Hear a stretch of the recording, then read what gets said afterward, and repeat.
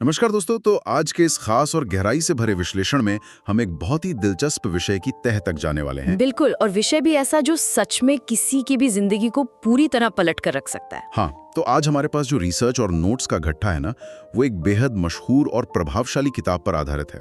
पर इस किताब का नाम हम जानबूझकर आखिर तक गुप्त रखेंगे। थोड़ा सस्पेंस तो बनना ही चाहिए ताकि सुनने वाले आखिर तक जुड़े रहें। एकदम। तो आज का हमारा जो मेन मिशन है वो ये समझना है कि कैसे बहुत ही छोटी और मामूली सी लगने वाली आदतें हमारे आने वाले कल को तय करती हैं। मतलब ऐसी आदतें जिन पर हम ध्यान भी नहीं देते अपनी रोजमर्रा की जिंदगी में। हाँ, और पता है ये सुनकर कितना अजीब लगता है ना कि अगर कोई इंसान हर दिन खुद में सिर्फ 1% का सुधार करे, सिर्फ 1%, तो 1 साल के आखिर में वो लगभग 38 गुना बेहतर बन सकता है। 38 गुना? ये सुनने में किसी जादू जैसा लगता है, पर असल में ये गणित का एक बहुत ही सीधा सा हिसाब है। और यही हिसाब हम लोग अक्सर नजरअंदाज कर देते हैं। सही बात है, लोग इन छोटे बदलावों को बीच में ही छोड़ देते हैं। अगर हम इसे थोड़ा विज्ञान और मनोविज्ञान के नजरिए से देखें तो एक कॉन्सेप्ट होता है कंपाउंड इंटरेस्ट। हाँ, जिसे हम चक्रवृद्धि ब्याज कहते हैं पैसों के मामले में। बिल्कुल, हम हमेशा इसे सिर्फ निवेश या पैसों से जोड़कर देखते हैं, पर इंसानी दिमाग को ये जल्दी समझ नहीं आता कि आत्म सुधार यानी सेल्फ इम्प्रूवमेंट में भी कंपाउंड इंटरेस्ट बिल्कुल वैसे ही काम करता है। मतलब वक्त के साथ आदत का असर गुना होता जाता है। हाँ, अच्छी आदतें वक्त को हमारा सबसे पक्का दोस्त बना देती हैं और बुरी आदतें उसे सबसे बड़ा दुश्मन। दिक्कत यह है कि छोटे बदलाव ना तुरंत कोई बड़ा नतीजा नहीं देते। जैसे अगर मैं आज जंक फूड की जगह एक सेब खा लूं, तो मैं कल सुबह उठकर फिट तो नहीं हो जाऊंगा। एकदम सही। और इसी तुरंत नतीजा ना मिलने की वजह से ना लोग जल्दी हार मान लेते हैं और वापस अपनी पुरानी आदत पर लौट आते हैं। ये बात हमें हमारे नोट्स के एक बहुत ही जबरदस्त हिस्से की तरफ ले जाती है।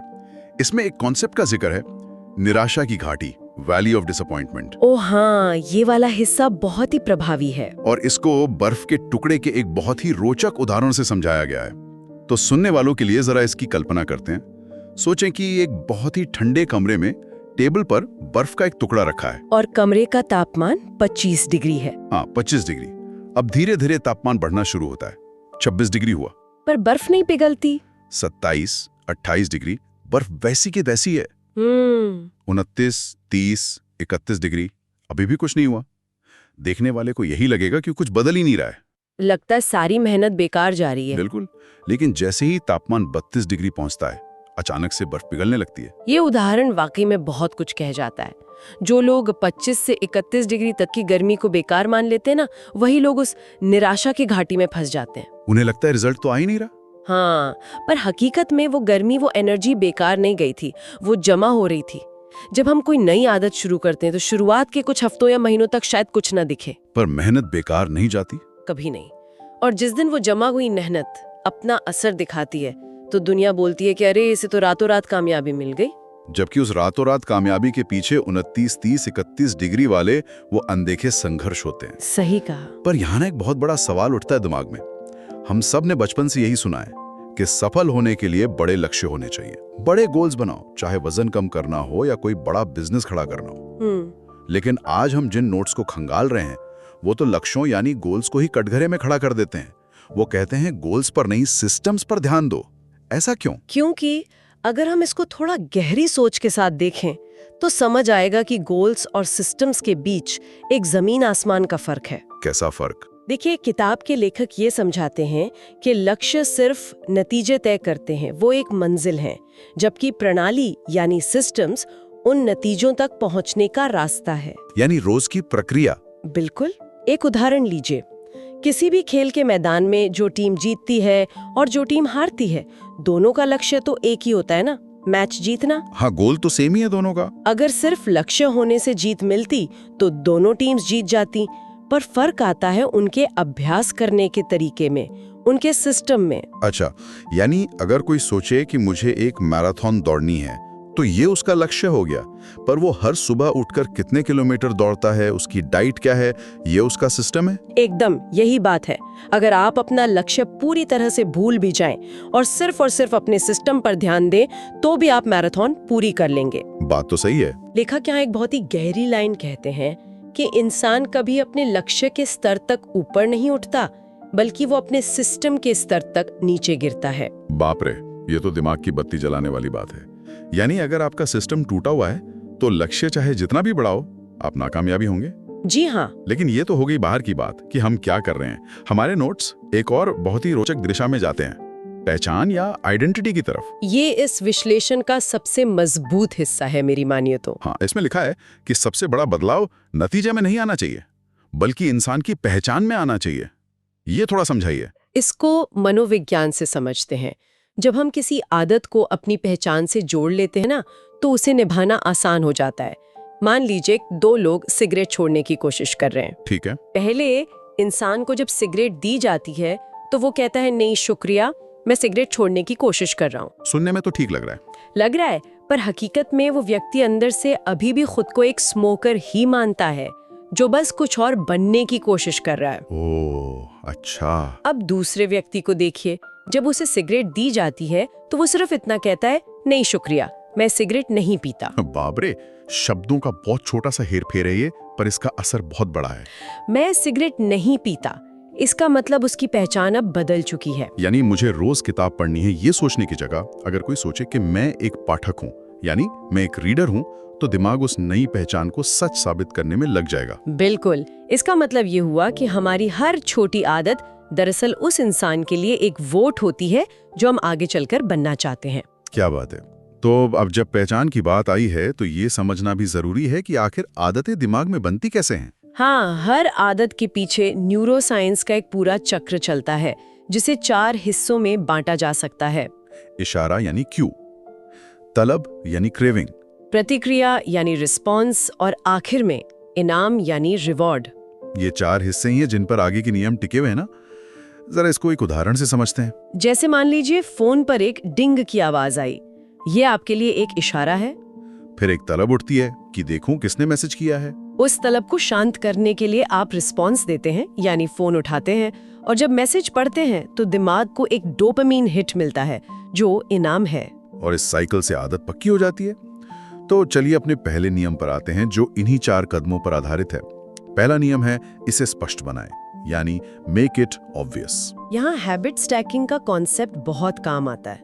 हैबिट स्टैकिंग यानी आदतों को एक के ऊपर एक रखना। इसमें नई आदत शुरू करने के लिए दिमाग नहीं लगाना पड़ता, बल्कि एक पक्की पुरानी आदत के तुरंत बाद एक नई आदत जोड़ दी जाती है। जैसे रोज सुबह ब्रश करने के तुरंत बाद मैं 2 मिनट स्ट्रेचिंग करूंगी। ऐसा इसीलिए काम करता है क्योंकि हमारी पुरानी आदतें दिमाग में किसी पक्के हाईवे की तरह होती हैं, तो नई आदत को उस हाईवे पर चढ़ाना आसान होता है। एकदम। और इसमें हमारा माहौल यानी एनवायरनमेंट सबसे बड़ा रोल निभाता है। लोग हमेशा अपनी नाकामियों का दोष अपनी इच्छा शक्ति या विल पावर को देते हैं। हाँ, कि मुझ में तो कंट्रोल ही नहीं है। जबकि विज्ञान कहता है कि विल पावर एक धोखा है, असली खेल तो माहौल का है। अगर आपको गिटार बजाना सीखना है और आपने गिटार को अलमारी में बंद करके रखा है, तो आप कभी नहीं सीख पाएंगे। उसे कमरे के बीचों बीच स्टैंड पर रखना होगा ताकि वो साफ दिखाई दे, तभी इशारा स्पष्ट होगा। बिल्कुल। पर अगर मैं यहाँ थोड़ा उल्टा सवाल पूछूं, गिटार सामने रखा है तो भी क्या गारंटी है कि मैं बजाऊंगा? मेरा दिमाग तो उसे इग्नोर भी कर सकता है। हाँ, कर सकता है, पर यहाँ सारी बात संभावनाओं की है, प्रोबेबिलिटी की। अच्छा। अगर सेब फ्रिज में सबसे पीछे रखा है और चिप्स का पैकेट टेबल पर रखा है, तो भूख लगने पर आपका दिमाग किसे चुनेगा? जाहिर है चिप्स को, क्योंकि वो आसान है। इसलिए सेब को टेबल पर रखिए और चिप्स को छुपा दीजिए। हमें अपने दिमाग की इस आलसी आदत का फायदा उठाना है। और अगर बुरी आदतों को तोड़ना हो तो यही नियम उल्टा हो जाएगा। हाँ, बुरी आदत छोड़नी हो तो उसके इशारे को अदृश्य या इनविजिबल बना दीजिए। जैसे अगर काम करते वक्त फोन देखने की आदत है तो फोन को दूसरे कमरे में रख दो। जब इशारा ही नहीं होगा तो तलब ही पैदा नहीं होगी। Out of site, out of mind. वाह। अब आते हैं दूसरे नियम पर। चलिए मान लिया इशारा सामने है, पर काम अगर थोड़ा बोरिंग है तो उसे कोई क्यों करेगा? वहीं पर तो दूसरा नियम आता है, इसे आकर्षक बनाएं, मेक इट अट्रैक्टिव। और इसके लिए जो टेक्निक इन नोट्स में दी गई है वो बहुत ही चतुर है। इसे कहते हैं लालच को जोड़ना या टेम्पटेशन बंडलिंग। ये सच में एक जीनियस तरीका है। जो काम करना जरूरी है उसको उस काम के साथ जोड़ देना जो करना आपको बहुत पसंद है। इसमें रॉनन बायरन नाम के एक छात्र की कहानी है।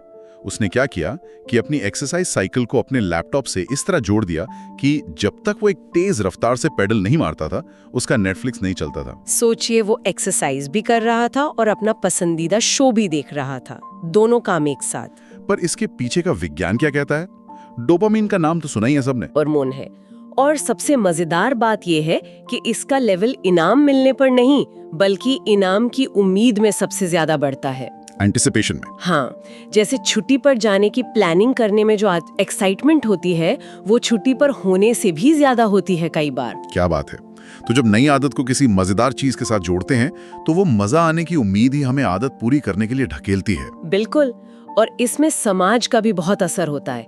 हम आदमी लोग तो वही आदतें अपनाते हैं जिनकी लोग तारीफ करते हैं। हाँ, अगर आपके सारे दोस्त हर वीकेंड पहाड़ों पर जाते हैं तो आप भी फिट रहना चाहेंगे ताकि आप उनका हिस्सा बने रहें। हम भीड़ का हिस्सा बनना चाहते हैं हमेशा। इसी वजह से ऐसे ग्रुप्स के साथ जुड़ना चाहिए जहां आपकी नई आदत एक आम बात हो।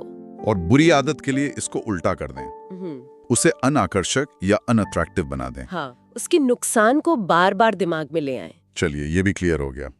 अब मानिए इशारा देख रहा है, आकर्षक भी है, पर अगर काम इतना मुश्किल हो कि उसे करने में पसीने छूट जाएं तो तीसरा नियम काम आता है, इसे आसान बनाएं, मेक इट इजी। इंसान का दिमाग नेचुरली उस चीज की तरफ जाता है जिसमें कम मेहनत लगे, जिसे लॉ ऑफ लीस्ट एफर्ट कहते हैं। पानी हमेशा वही बहता है जहां रुकावट कम होती है। हमारा दिमाग भी वैसा ही है। तो रुकावटें कम करनी है, और इसमें सबसे प्रभावी मुझे लगा 2 मिनट का नियम, 2 मिनट रूल। हाँ, नई आदत की शुरुआत ऐसी होनी चाहिए जिसमें 2 मिनट से कम वक्त लगे। नई साल पर लोग जिम जाते हैं और 15 जनवरी तक सब गायब हो जाते हैं, क्योंकि पहले ही दिन वो डिसाइड कर लेते हैं कि रोज 2 घंटे जिम करूंगा। जबकि 2 मिनट का नियम कहता है कि रोज 5 किलोमीटर दौड़ना है ना?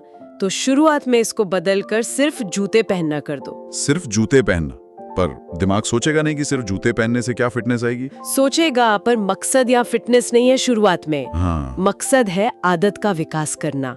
आप उस आदत को बेहतर कैसे करेंगे जो अभी तक बनी ही नहीं है। बहुत अच्छी बात कही आपने। पहले शो अप होना सीखना पड़ेगा। जब जूते पहनने की आदत पक्की हो जाए तो बाहर निकलना आसान हो जाता है, रुकावट खत्म हो जाती है। और बुरी आदतों का रास्ता मुश्किल बना दो, जैसे रिमोट की बैटरी निकालकर दूसरे कमरे में रख दो।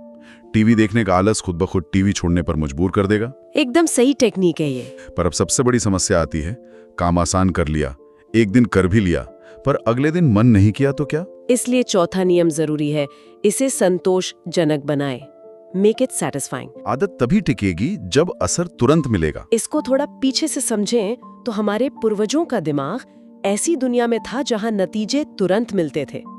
खाना मिला तो तुरंत खाया। पर आजकल हम डिलेड रिटर्न एनवायरनमेंट में रहते हैं।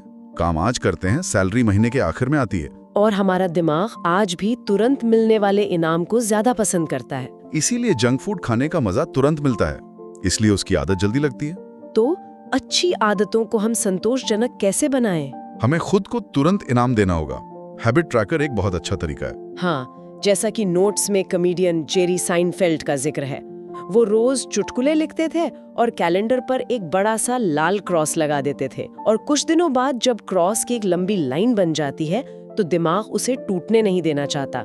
चेन ना टूटना ही इनाम बन जाता है। पर अगर कभी चेन टूट गई किसी वजह से तो लेखक एक गोल्डन रूल देते हैं, कभी भी 2 बार चूक ना होने देना, नेवर मिस ट्वाइस। यानी एक दिन जिम नहीं गए तो वो एक एक्सीडेंट हो सकता है, पर दूसरे दिन भी नहीं गए तो वो एक नई बुरी आदत की शुरुआत बन जाती है। सही बात है। और इसको और पक्का करने के लिए एक कॉन्सेप्ट है जवाबदेही या अकाउंटेबिलिटी का। यानी बुरी आदत के नतीजे को तुरंत असंतोषजनक बना देना चाहिए। हाँ, अगर मैंने आज एक्सरसाइज नहीं की तो मुझे अपने दोस्त को 1000 रुपए फाइन देना पड़ेगा। फाइन देने का दुख तुरंत महसूस होगा और समाज में इज्जत जाने का डर भी, तो दिमाग उस बुरी आदत से दूर रहेगा। ये चारों नियम तो सच में पूरा नक्शा ही बदल देते हैं। पर इस किताब में कुछ एडवांस तरीके भी बताए गए हैं, जैसे गोल्डीलॉक्स नियम। गोल्डीलॉक्स नियम का सिद्धांत है कि चुनौतियां ऐसी होनी चाहिए जो न बहुत आसान हो न बहुत मुश्किल। जैसे अगर मैं टेनिस सीख रहा हूं और मेरा मैच किसी बच्चे से करा दिया जाए तो मैं बोर हो जाऊंगा, और अगर आपका मैच किसी चैंपियन से करा दिया जाए तो आप हार मान लेंगे। इसलिए बराबर का खिलाड़ी चाहिए जिसे थोड़ी सी मेहनत करनी पड़े। सफलता को सबसे बड़ा खतरा असफलता से नहीं बल्कि बोरियत से होता है। जब आदत आम बन जाती है तो लोग बोर हो जाते हैं। यही एक प्रोफेशनल और एक एमेच्योर में फर्क होता है। और इसमें टैलेंट और जीन्स का भी बड़ा असर है। बिल्कुल। माइकल फेल्प्स जैसी बॉडी पानी के लिए बनी है और हिशाम एल गरूज जैसे रनर की बॉडी ट्रैक पर दौड़ने के लिए। अगर ये दोनों एक दूसरे का खेल खेलें तो लाख अच्छी आदतों के बाद भी शायद टॉप पर नहीं पहुंचेंगे। तो हमें अपना खेल सोच समझकर चुनना चाहिए, अपनी ताकत के हिसाब से। वाह, बहुत गहरी बातें हैं सब। और दोस्तों, अब वक्त आ गया है उस सबसे बड़े रहस्य पर से पर्दा उठाने का। मुझे लगता है दोस्तों ने गेस कर ही लिया होगा। हाँ, जिन्होंने नहीं किया उन्हें बता दें कि जिस बेहतरीन किताब को हम आज डिस्कस कर रहे थे वो है जेम्स क्लियर की एटॉमिक हैबिट्स। दुनिया भर में इस किताब ने लाखों लोगों की जिंदगी बदली है। और इस किताब का सबसे छुपा हुआ संदेश यही है कि बदलाव सिर्फ आदत डालना नहीं है, बल्कि आपकी हर आदत एक वोट है उस इंसान के लिए जो आप बनना चाहते हैं। आपकी पहचान, असली बदलाव पहचान को बदलना है। जब आइडेंटिटी बदलती है तो आदतें खुद बदल जाती हैं। बहुत ही खूबसूरत विश्लेषण रहा ये।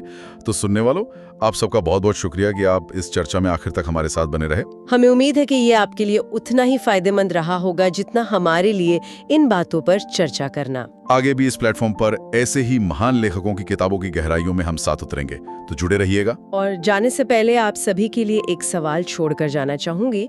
अगर हमारी छोटी आदतें ही हमारी पहचान बनाती हैं, तो क्या आपने कभी सोचा है कि आज इस वक्त आपने अपने आसपास जो माहौल बना रखा है वो आपकी कल की पहचान को आकार दे रहा है या उसे धीरे धीरे मिटा रहा है? जरूर सोचिएगा।